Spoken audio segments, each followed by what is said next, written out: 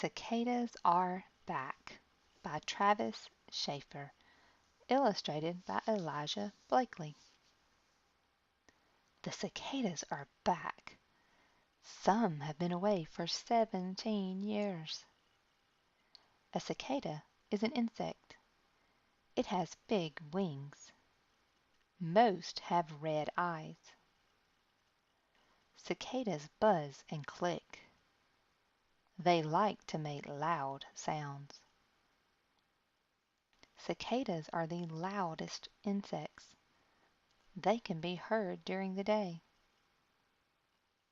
Cicadas have a long mouth part. They use it to eat sap from plants.